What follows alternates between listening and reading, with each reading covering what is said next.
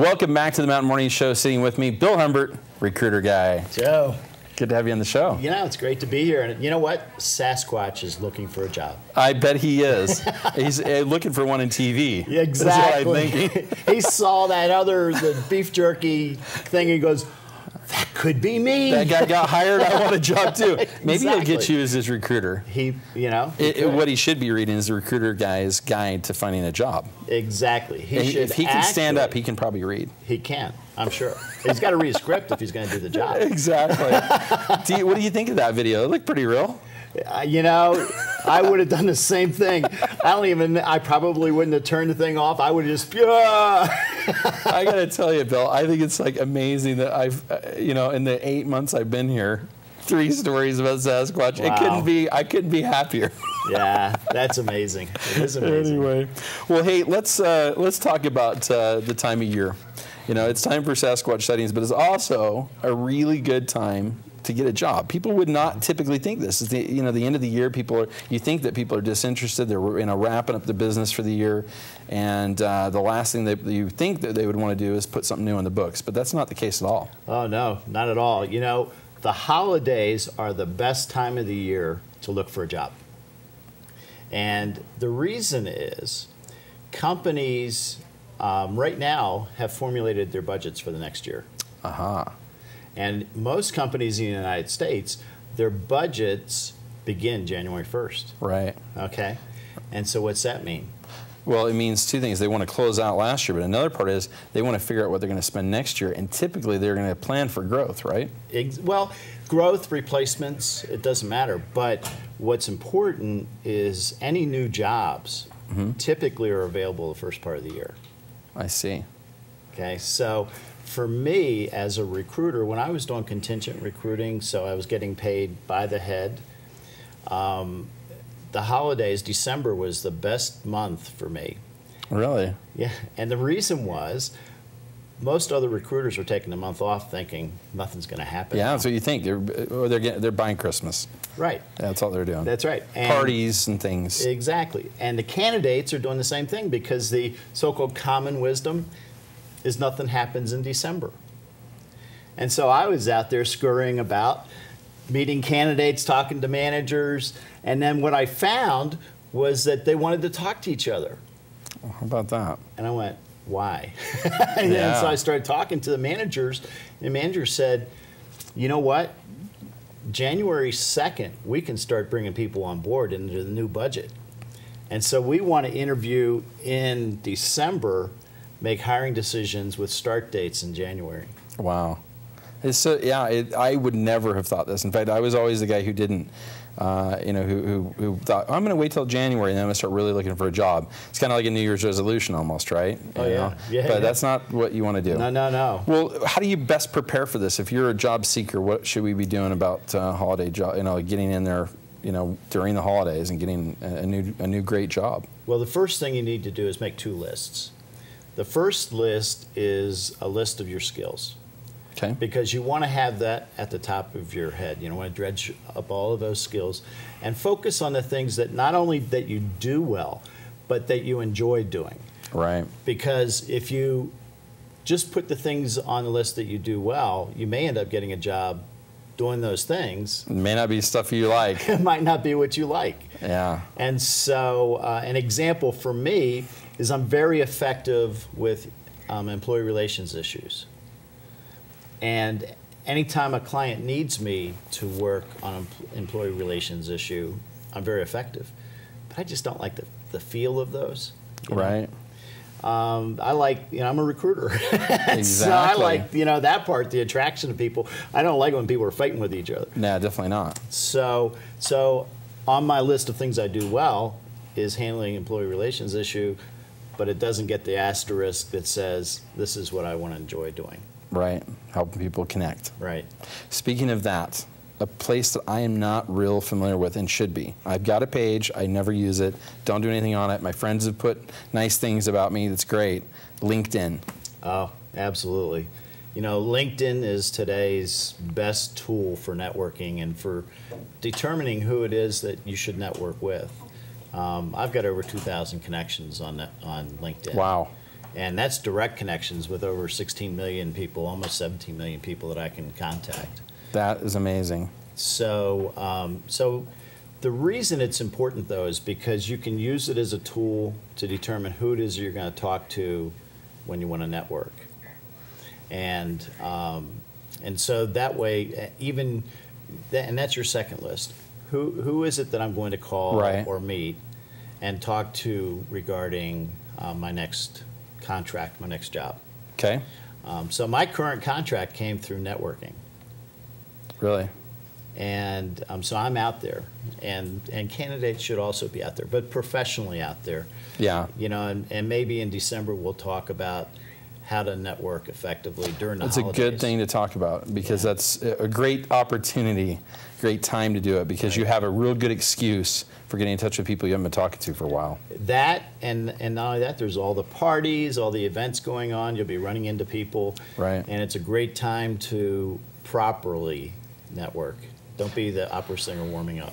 Now, you mentioned something that I'd like to key into the book a little bit on. You kind of talked about having those things that you know, on the tip of your tongue of things that you're good at. Mm-hmm. But another thing that you're a big believer in is having a short statement about who you are. You know, your what would you even call that? What's the best Here word? I am The here I am speech. Okay. Yeah. So tell me about that for just a second. I think it's a good time to talk about that. Well, you know, people today really are familiar with the 1-minute commercial, the elevator speech. Right. The here I am speech is the same thing. Okay. Okay, but the way you create it is you talk a little bit about yourself and your accomplishments, and then the bridge, what I call the bridge, is why it is you're looking now, and then you talk about what it is that you want to do next. So that's the frame, so that the person you're talking to can kind of think, well, who should I hook him up with or her up with? Right. And then where most people make a mistake in networking is they ask, do you have a job? Right, not the plan.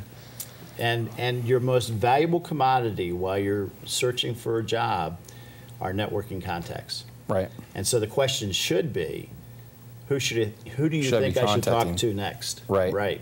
Because if they've got a job for you, they've already thought that through, and you're probably you've already heard about it, or you're going to, if you don't screw that part up of going, do you have a job? Right. Because it comes off wrong to begin with. Right.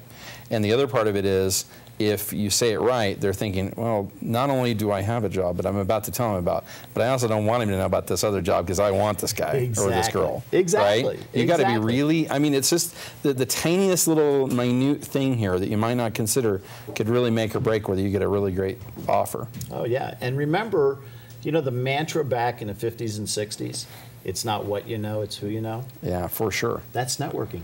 Yeah. It's not what you know, it's who you know. So you need to get out there and meet a lot of who's.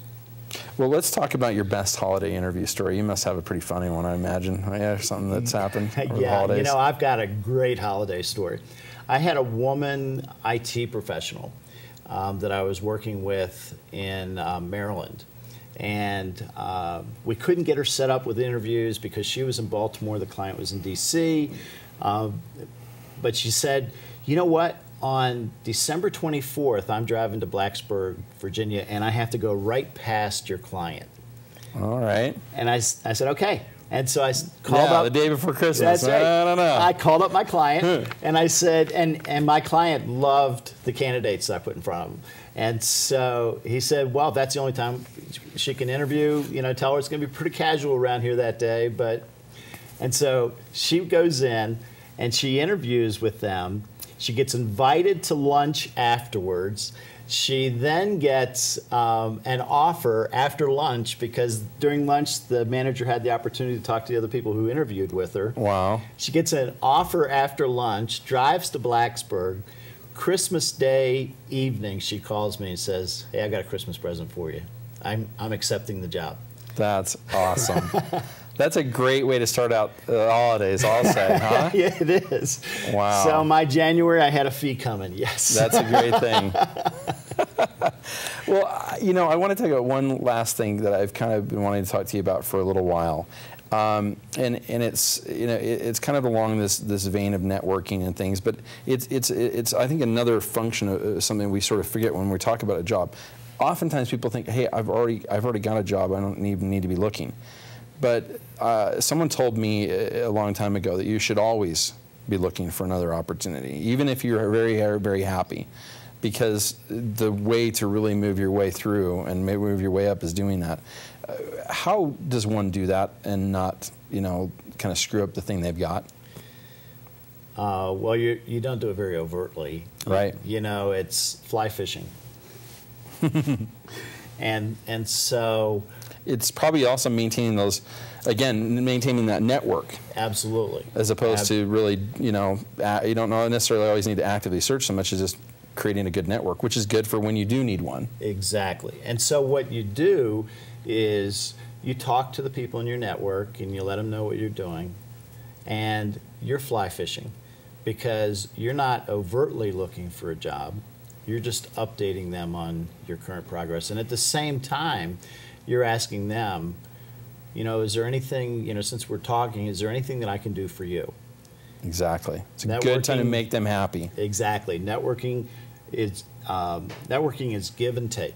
Yep. Okay, and where most people mess up is when they just want to take. Right. You got to do more than that. Right. So that's what makes the holidays such a good time to keep those network connections up, because this is one of those times you can call up and say, just wanted to check you on Christmas. Right. Just wanted to tell you happy Thanksgiving. Just wanted to see if there's anything you need from me. Right. Great time to do it. It's an easy way of doing it. It's non-threatening. You're probably not going to get rejected. And that's where most people have their problem, is that rejection thing. Exactly. So if you're not going to get rejected and there's not that threat, but you're offering to help somebody else, they're going to be much more willing and interested in helping you. All right, Bill. Thank you so much. Your website address? It's www.recruiterguy.com. And the Recruiter Guy's guide to finding a job. I've almost got all the way through it now.